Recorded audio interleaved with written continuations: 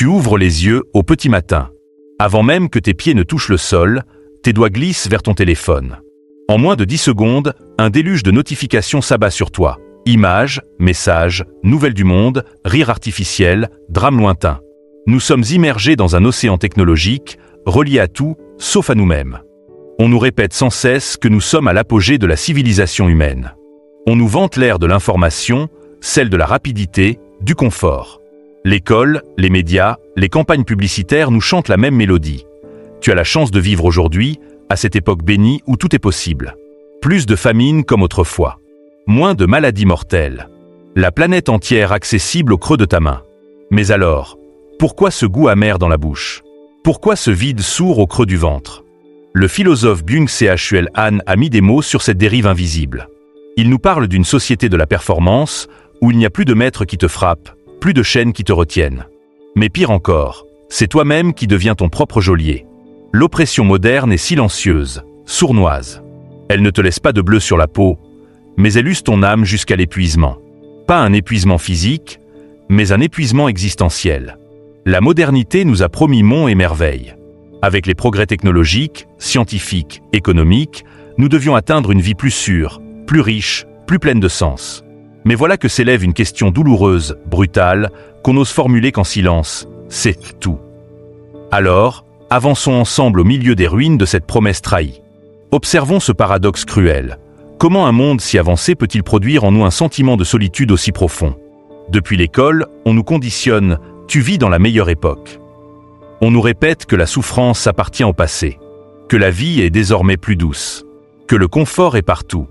Pourtant, à l'intérieur, quelque chose grince. Une gêne latente, un mal-être qui n'a pas de nom. La modernité nous a vendu un conte séduisant. Plus d'innovation égale plus de bonheur. Chaque nouvelle application, chaque mise à jour, chaque gadget devait nous rapprocher de l'épanouissement. Mais la réalité frappe. Plus nous accumulons les avancées, plus nous sommes fragmentés, dispersés, épuisés. Nous vivons dans un culte de la nouveauté. Toujours le dernier modèle, le nouveau défi, la prochaine étape à gravir. Mais rarement on se pose la vraie question. Pourquoi cette course effrénée? Pour qui? Pourquoi? Le progrès n'est pas l'ennemi, mais le transformer en dogme aveugle, voilà le piège. Nous avons créé un monde rapide, pratique, immédiat, mais aussi anxieux, solitaire, perdu. Nous vivons dans un monde de connectivité, mais déconnecté de notre propre centre. Erich Fromm nous avait prévenu, l'homme moderne court le risque de devenir un automate. Un être qui agit, réagit, performe, sans jamais vraiment savoir ce qu'il veut, ni pourquoi il agit ainsi. Oui, nous avons accès à toutes les ressources extérieures, mais notre boussole intérieure, elle, est brisée. Nous savons où trouver un restaurant en 2 clics, mais plus comment écouter ce qui palpite au fond de nous. On a voulu croire que l'histoire avançait forcément vers le mieux. Mais c'est un mythe. La modernité a oublié de nous dire que le progrès technique ne signifie pas progrès humain. La technologie peut nous envoyer sur Mars, mais elle est incapable de nous apprendre à consoler un ami qui pleure. Elle peut réduire les distances, mais elle ne nous apprend pas à combler le gouffre émotionnel qui nous sépare les uns des autres. Nous avons troqué notre liberté intérieure contre de l'hyperactivité, notre quête de sens contre des distractions sans fin. Le malaise que nous ressentons n'est pas un bug personnel, c'est un signal d'alarme, un appel. L'époque dans laquelle nous vivons ne nous veut pas silencieux, elle nous veut occuper. Toujours plus de bruit pour étouffer la seule voix qui pourrait tout changer, celle de notre âme. Jamais dans l'histoire humaine, nous n'avons été aussi connectés. Chaque seconde, chaque minute, des milliards de messages s'envolent, traversent les continents, illuminent les écrans. Les appels vidéo réduisent les distances. Les notifications rythment nos battements de cœur. Et pourtant, jamais nous ne nous sommes sentis aussi seuls. La promesse était claire, la technologie devait rapprocher les âmes, rendre l'amour plus accessible, faciliter les amitiés, créer l'appartenance. Mais ce qui s'est produit est tout autre. La connexion est devenue une surface lisse. La communication, un bruit de fond. La véritable présence humaine s'est dissoute, remplacée par des alertes lumineuses. Le philosophe Martin Buber distinguait la relation je tue, intime, vivante, de la relation je ça, froide, utilitaire. Hélas, c'est vers cette dernière que nous avons basculé. Les autres ne sont plus des personnes, mais des profils, des avatars, des chiffres. On répond par des smiley. On commente par automatisme. On suit des vies retouchées, filtrées, étalées, pendant que la nôtre s'efface doucement. Dis-moi, à quand remonte la dernière fois où tu as vraiment regardé quelqu'un, droit dans les yeux, sans écran entre vous, sans distraction, juste toi et l'autre? Ce que l'on appelle aujourd'hui lien social n'est souvent qu'une mise en scène. Un théâtre numérique. Une course à la validation. On regarde les photos des autres. On jalouse leur voyage, leur succès, leur sourire parfait. On se compare, on se juge et on se perd. Ce n'est pas seulement de l'envie, c'est une déchirure intérieure. Un éloignement de soi. Un sentiment d'étrangeté, même au cœur de sa propre vie. La technologie n'est pas mauvaise. Mais le vide qu'elle laisse l'est. Nous avons remplacé la rencontre par le contenu. Le silence réparateur par le scroll compulsif. Aujourd'hui, le véritable luxe, c'est de pouvoir s'asseoir, sans téléphone, sans notification, et juste être là. On nage dans un océan d'informations. Mais paradoxalement, nous nous noyons dans l'insignifiance. Internet devait nous rendre plus sages. Mais il nous a enfermés dans un zapping permanent. L'information est devenue un produit de consommation rapide. Une bouchée vite avalée, jamais digérée. Nous avons peur de l'inaction, peur du vide, peur de ne pas produire. La pause est vue comme une faiblesse, le repos comme une faute, l'oisiveté comme un échec. On vit en mode accéléré, en mode performance. L'enfant qu'on était a grandi, en apprenant à courir avant même de savoir où aller. La psychologue Marie-Louise von Franz disait que le grand drame moderne, c'est la perte de notre rythme intérieur. Nous sommes calés sur les horloges du monde extérieur et non sur le battement lent de notre âme. Le travail, censé être un accomplissement personnel, est devenu une prison invisible. Même chez soi, on reste esclave d'une attente permanente, d'une productivité constante. On s'épuise non seulement physiquement, mais spirituellement. On dort, mais le sommeil ne guérit plus. On agit, mais toujours avec ce sentiment de ne pas être assez. Nous avons été programmés pour confondre la valeur humaine avec la quantité d'actions accomplies. Mais nous ne sommes pas des machines. Nous avons besoin de vide, de lenteur, pas pour produire davantage, mais parce que c'est vital. Nous avons oublié comment simplement exister. Le système veut que tu restes en mouvement, que tu consommes, que tu sois distrait, que tu restes occupé. Parce que dès que tu t'arrêtes, tu commences à voir. Dès que tu vois, tu commences à réfléchir. Et dès que tu réfléchis, tu risques de te réveiller. Jung appelait ça la nuit noire de l'âme. Ce moment où tout ce que tu croyais être s'écroule, où les masques tombent, où il ne reste plus que l'essentiel. C'est douloureux, mais c'est nécessaire. Car de cette traversée naît quelque chose de neuf, quelque chose de vrai. Non plus une identité construite pour plaire, mais une rencontre avec toi-même. Le vide que tu ressens n'est pas une malédiction, c'est un appel. Un cri intérieur qui te supplie de revenir à l'essentiel, de retrouver ta lumière. Le bonheur, le vrai, ne se trouve pas dans un panier d'achat, ni dans le regard des autres. Il naît dans le silence, dans l'écoute, dans la reconnexion. Peut-être que le plus grand acte de courage aujourd'hui, c'est de s'arrêter, de respirer, pas performant, pas parfait, juste présent. La plus grande révolution que tu puisses vivre maintenant, ce n'est pas digital, c'est spirituel. Le monde moderne nous a enseigné une leçon aussi silencieuse que redoutable. Ta valeur dépend de ce que tu montres. On ne te demande plus « Qui es-tu vraiment ?»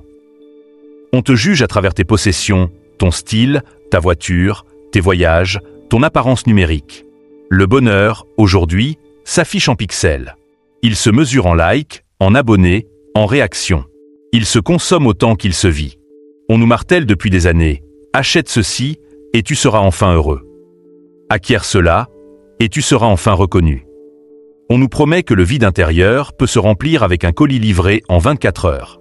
Mais la vérité, c'est que cette satisfaction est toujours temporaire, fugace. Dès que l'on obtient ce que l'on voulait, un autre besoin surgit, un nouveau modèle, une nouvelle tendance, un autre caprice du système. Ce n'est pas un hasard, c'est une mécanique parfaitement huilée. Le capitalisme émotionnel ne veut pas que tu sois comblé, il veut que tu sois en manque de quelque chose que tu ne peux même pas nommer. Le désir devient perpétuel. On finit par acheter non plus pour nous-mêmes, mais pour être vu, pour être validé, pour faire croire que nous gagnons dans ce jeu de façade qu'est devenu la vie sociale.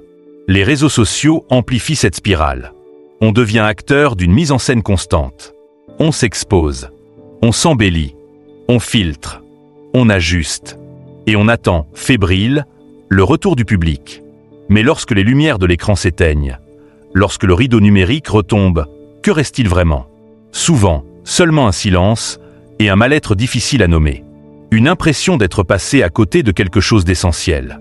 Carl Jung disait que ce qui n'est pas conscient en nous finit par se transformer en destin. Si nous ignorons nos vraies blessures, elles nous gouverneront. Si nous fuyons nos vrais besoins, ils reviendront sous forme de manque, de tristesse, d'insatisfaction chronique. La consommation devient alors une anesthésie temporaire. Un pansement sur une plaie plus profonde, celle de l'oubli de soi. Le problème, ce n'est pas d'acheter. Le problème, c'est de croire que cela suffira à nous réparer. Qu'un objet, un service, un vêtement pourra combler le vide d'une âme qui a perdu le contact avec sa propre lumière. Dans cette confusion entre besoin et identité, une question essentielle devrait résonner en chacun de nous: qu'est-ce que j'essaie réellement de combler? Car la réponse ne tient pas dans un ticket de caisse. Elle se trouve bien plus bas, dans cet espace oublié que l'on n'a pas osé visiter depuis longtemps, celui de notre être profond. Il y a une grande différence entre être seul et se sentir seul. La solitude choisie est un sanctuaire. Elle est fertile, nourricière. Elle laisse place à l'introspection, à la création, à la reconnexion intérieure. Elle est l'allié des poètes, des philosophes, des rêveurs. Mais la solitude moderne, elle, est d'un tout autre genre. C'est celle qui s'infiltre dans tes journées, même lorsque tu es entouré. C'est celle qui te serre la gorge, même en plein cœur d'une fête. C'est celle qui fait naître un vide, même quand les notifications envahissent ton écran. Elle ne ressemble pas à un désert. Elle ressemble à une foule où personne ne te voit vraiment. On parle à des dizaines de personnes par jour. Mais combien prennent vraiment le temps de nous écouter? On partage des stories. Mais combien savent réellement ce que l'on traverse? On échange des messages. Mais combien comprennent vraiment le poids que l'on porte? Le temps de la rencontre authentique a été remplacé par la rapidité. Les conversations profondes ont cédé leur place à des réponses courtes, des émojis jetés à la va-vite. Le silence, autrefois refuge d'intimité, est devenu insupportable. On le comble à coups de scroll, de musique en boucle, de vidéos sans fin.